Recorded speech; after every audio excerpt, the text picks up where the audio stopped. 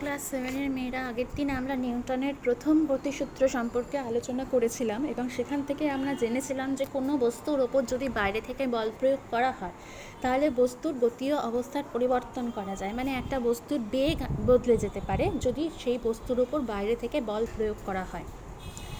এবার আমরা নিউটনের দ্বিতীয় গতিসূত্র অনুসরণ করে বস্তুর ওপর প্রযুক্ত বলের পরিমাপ করতে পারবো। ঠিক আছে, আমরা নিউটনের প্রথম গতিসূত্র থেকে আমরা বলের ধারণা পেলাম, যে বল কাকে বলে সেটা আমরা জানতে পারলাম, এবং এটাও জানতে পারলাম যে বাইরে থেকে বল প্রয়োগ করলে একটা বস্তুর বেগ আমি বদলে ফেলতে পারি। কিন্তু নিউটনের দ্বিতীয় গতিসূত্র অনুসরণ করে আমরা এবার বলতে পারবো, আমরা এবার নিউটনের দ্বিতীয় গতিসূত্রের ধারণাটা আমরা বলছি।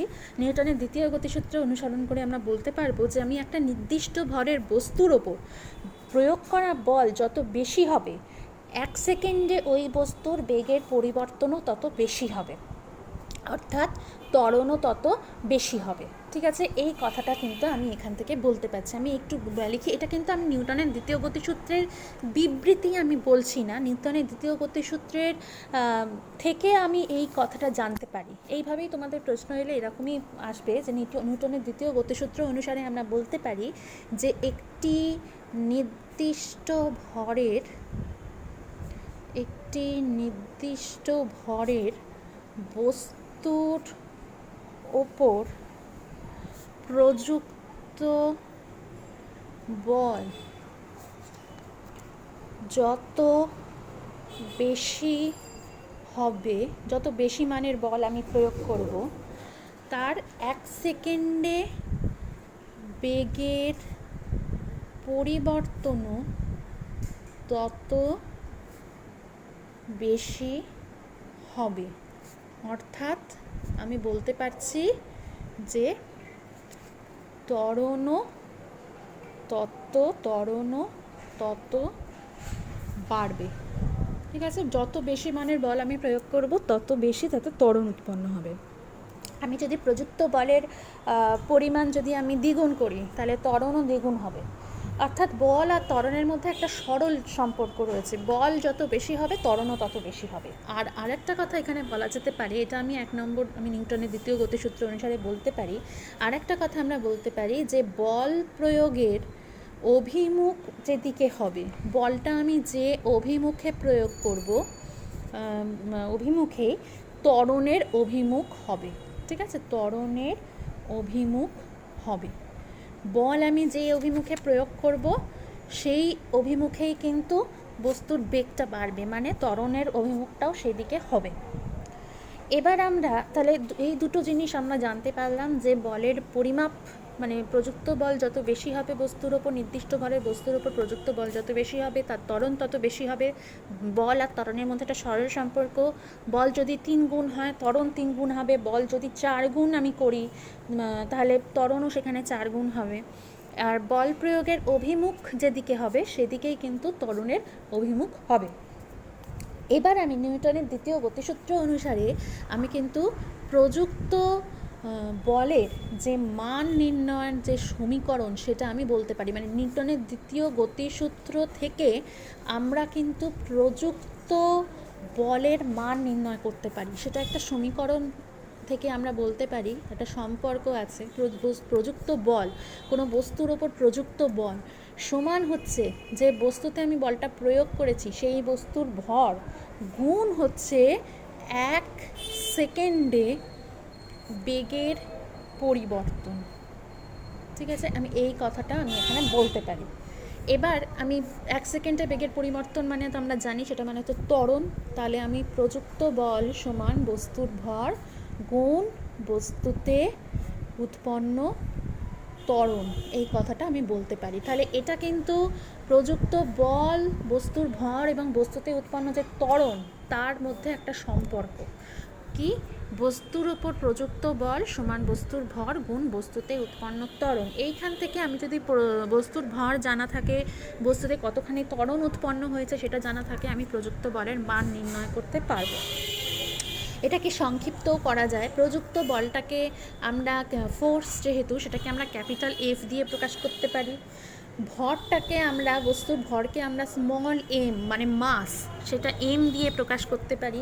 আর বস্তুতে উৎপন্ন ত্বরণ সেটাকে আমরা অ্যাক্সিলারেশন মানে স্মল এ দিয়ে এটাকে চিহ্নিত করতে পারি। তাহলে আমি এটাও বলতে পারি যে এফ সমান সমান এম গুণ এ। সেখানেও তাই, যে এফ মানে আমার বোঝাচ্ছে প্রযুক্ত বল, এম মানে বস্তুর ভর, আর এ মানে হচ্ছে বস্তুর ত্বরণ। এবার এসআই পদ্ধতিতে এই যে প্রযুক্ত বলের একটা একক আছে, আমরা এখানে ভরের একক আর ত্বরণের একক এর আগে জেনেছি। ভরের একক হয় তোমার গ্রাম সিজিএস পদ্ধতিতে, আর এসআই পদ্ধতিতে ভরের একক হয় কিলোগ্রাম। ত্বরণের ক্ষেত্রে সিজিএসে একক আমি বলেছিলাম সেন্টিমিটার পার সেকেন্ড স্কোয়ার, আর এসআইতে হয় মিটার পার সেকেন্ড স্কোয়ার। সেরকম প্রযুক্ত বলের ক্ষেত্রে আমরা এসআই পদ্ধতিতে এই বলের একক আমরা জানবো, সেটা হচ্ছে নিউটন। ঠিক আছে, এটাই তোমাদের আছে, বলের একক হচ্ছে নিউটন। এবার আমি 1 নিউটন বল সমান সমান, তাহলে আমি কি বলতে পারি, আমি এখানে যদি আমি প্রযুক্ত বল 1 নিউটন, তাহলে আমরা বলতে পারি, তাহলে বস্তুর ভরটা কিলোগ্রাম এককে প্রকাশ করতে হবে, যেহেতু আমি এসআই পদ্ধতিতে বলছি বলের এককটা, তাহলে ভরটাকে আমার এসআই পদ্ধতিতে বার করতে হবে, অর্থাৎ 1 কেজি গুণ হচ্ছে 1 মিটার পার সেকেন্ড স্কোয়ার, মানে ত্বরণটা আমি এসআই এককে দিলাম। তাহলে আমি এইটা কিন্তু 1 নিউটন 1 কেজি আর 1 মিটার পার সেকেন্ড স্কোয়ার এদের মধ্যে যে সম্পর্ক, এই সম্পর্কটা থেকে আমি লিখতে পারছি প্রযুক্ত বল 1 নিউটন ইকুয়াল টু বস্তুর ভর মানে 1 কেজি গুণ বস্তুতে উৎপন্ন ত্বরণ মানে 1 মিটার পার সেকেন্ড স্কোয়ার। এটা কিন্তু এখানে বলা যায়। আর এটা এসআই পদ্ধতিতে আমি বলের একক জানলাম। আরেকটা যে একক জানবে, সিজিএস পদ্ধতিতে বলের একক হয় ডাইন। সেটা তোমাদের এখানে দেয়নি, এমনি আমি বলে রাখতে পারি একটু কথাটা, যে সিজিএস পদ্ধতিতে বলের একক হচ্ছে কিনা ডাইন। তাহলে সিজিএস পদ্ধতিতে 1 ডাইন সমান সমান কী হবে, 1 গ্রাম গুণ 1 সেন্টিমিটার পার সেকেন্ড স্কোয়ার, এটা হতে পারে।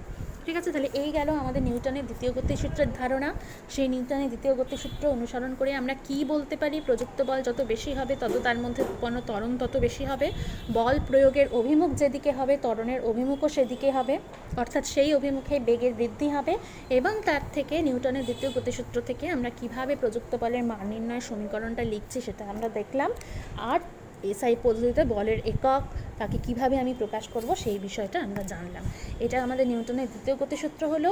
পরের দিন আমরা নিউটনের তৃতীয় গতিসূত্র সম্পর্কে আলোচনা করব। ঠিক আছে, আচ্ছা এখানে আমি আরেকটা কথা বলে রাখি, যে আমি এখান থেকে কিন্তু অঙ্ক করতে পারি। ধরো আমাকে এরকম একটা অঙ্ক দিয়েছে, এই সমীকরণটায় আমরা বসিয়ে আমি বার করতে পারি। যেমন আমাকে একটা অঙ্ক দিয়েছে, ধরো বলা হলো যে 2 কেজি ভরের একটা বস্তুতে, 2 কেজি ভরের একটি বস্তুতে 3 মিটার পার সেকেন্ড স্কোয়ার ত্বরণ উৎপন্ন করতে হবে। তাহলে সেখানে প্রযুক্ত বলের মান কত? 2 কেজি ভরের একটি বস্তুতে 3 মিটার পার সেকেন্ড স্কোয়ার ত্বরণ উৎপন্ন করতে হলে কত বল বস্তুতে প্রয়োগ করতে হবে? ঠিক আছে, এইটা কিন্তু আমি ওই মানে এইখান থেকে সম্পর্কটা থেকে বার করতে পারি। কিভাবে বার করতে পারি, দেখো এখানে প্রযুক্ত বলটা আমি জানি না, তার মানে প্রযুক্ত বল সমান সমান আমার হচ্ছে কি বস্তুর ভর। তাহলে বস্তুর ভর গুণ হচ্ছে কি বলেছিলাম, যে এখানে ত্বরণ, তাই তো, বস্তুতে উৎপন্ন ত্বরণ। তাহলে এখানে বস্তুর ভরটা এখানে জানা আছে, সেটা হচ্ছে কি 2 কেজি, 2 কেজি। আর ত্বরণটা হচ্ছে কি, ত্বরণটা হচ্ছে কি 3 মিটার পার সেকেন্ড স্কোয়ার, তাহলে এটা 3। আর বলের এসআই এককটা কি হবে, দেখো বলের এসআই একক কিন্তু নিউটন। দেখো কিলোগ্রাম আর মিটার পার সেকেন্ড স্কোয়ার এই দুটো ইউনিটকে আমি গুণ করে কিন্তু নিউটন পাচ্ছি। এখানে তাই করলাম, ভর কেজিতে আর এটা মিটার পার সেকেন্ড স্কোয়ার, দুটো ইউনিটকে গুণ করে আমি কি পাবো, এই বলের এসআই এককটা পাবো, অর্থাৎ কিনা এখানে হবে নিউটন। অর্থাৎ আমি লিখছি এটা কত নিউটন না 6 নিউটন। তাহলে এইভাবে ভর মানে দুটো বিষয় আমার যদি এখান থেকে জানা থাকে, আমি কিন্তু তৃতীয় বিষয়টা বার করতে পারবো। তাহলে আমাকে দেখতে হবে যে বস্তুতে 6 নিউটন বল প্রয়োগ করতে হবে। আশা করি এটা বোঝা গেছে প্রত্যেকের। এই ধরনের অঙ্ক যদি তোমাদের দেওয়া হয় আশা করি তোমরা পারবে। তোমরা এই জায়গাটা খুব ভালো করে পড়ো, সমীকরণটা দেখো ভালো করে। ঠিক আছে, পরের দিন আমরা নিউটনের তৃতীয় গতিসূত্র সম্পর্কে আলোচনা করব।